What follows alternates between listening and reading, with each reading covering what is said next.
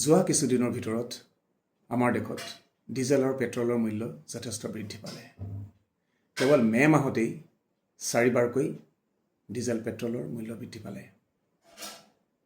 15 মে'ৰ দিনা 3 টকা, 19 মে'ত 90 পইচা, 23 মে'ত 90 পইচা আৰু 25 মে'ত 2 টকা 70 পইচাকৈ পেট্ৰলৰ দাম বৃদ্ধি পালে আৰু পেট্ৰলৰ বৰ্তমানৰ মূল্য 106 টকাতকৈ অধিক।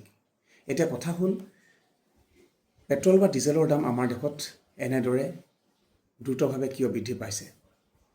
ইয়াৰ সাম্প্ৰতিক সময়ৰ প্ৰথম কাৰণটো হৈছে মধ্যপ্ৰাচ্যত আমেৰিকা, ইজৰাইল আৰু ইৰাণৰ মাজত যিখন যুদ্ধ হৈ আছে, সেই যুদ্ধখন যেতিয়া দীঘলীয়া হ'ল, তেতিয়া ইৰাণে তেওঁলোকৰ কাষতে থকা ষ্ট্ৰেইট অফ হৰমুজ অৰ্থাৎ হৰমুজ প্ৰণালীটো বন্ধ কৰি দিলে, যিটো প্ৰণালীৰ মাজেদি বিশ্বৰ খাৰুৱা তেলৰ 20% তেল সৰবৰাহ হয়।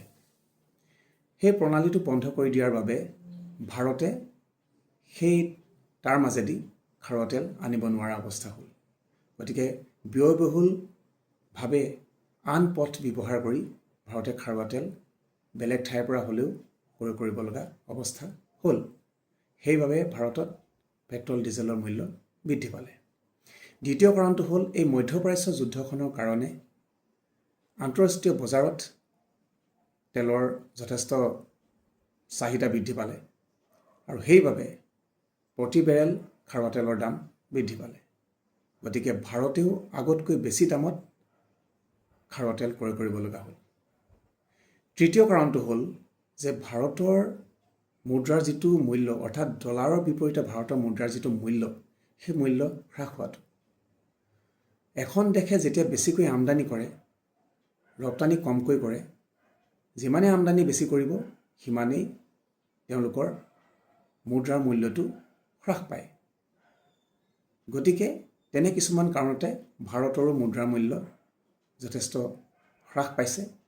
গতিকে যদি আগৰ সমানো যদি তেল ভাৰতে ক্ৰয় কৰিছে, কিন্তু তাৰ বিপৰীতে অধিক টকা ব্যয় কৰিব লগা হৈছে।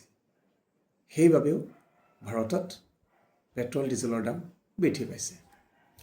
আৰু এটা কাৰণ হ'ল, এই পেট্ৰল আৰু ডিজেলৰ ওপৰত কেন্দ্ৰীয় চৰকাৰে এটা কৰ লগায়, ৰাজ্য চৰকাৰে এটা কৰ লগায়। এই দুয়োখন চৰকাৰে বিগত সময়ত যথেষ্ট পৰিমাণে কৰ ইয়াতে আৰোপ কৰিছে। এই সকলোখিনি কথা মিলি সাম্প্ৰতিক সময়ত ডিজেল আৰু পেট্ৰলৰ দাম যথেষ্ট পৰিমাণে বৃদ্ধি পালে। যদি ভিডিঅ'টো চাই ভাল পালে অনুগ্ৰহ কৰি শ্বেয়াৰ কৰি দিয়ক। ধন্যবাদ।